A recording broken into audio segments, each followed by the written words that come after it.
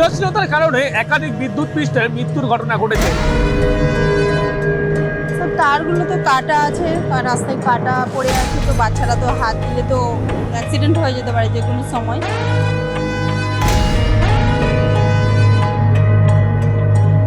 जान जा सकता अब सीएससी का ड्यूटी अपना आके चेक करना, पैसा तो कमाती है पूरा सीएससी वाली।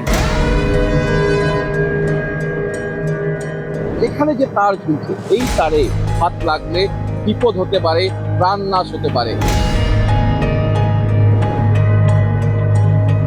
ঝড় বৃষ্টিতে ছিঁড়ে গেলে যে কোনো টাইমে যে কোনো মানুষের অঘটন ঘটে যেতে পারে।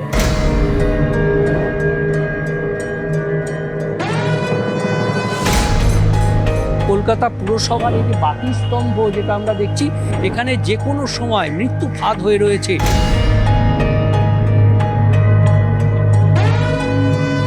আপনারা দেখুন যে এই যে তার, এই বিদ্যুতের তার বেরিয়ে আছে, যে কোনো সময় যে কোনো শিশু এই রাস্তা দিয়ে গেলে বড়সড় দুর্ঘটনার কবলে পড়তে পারে।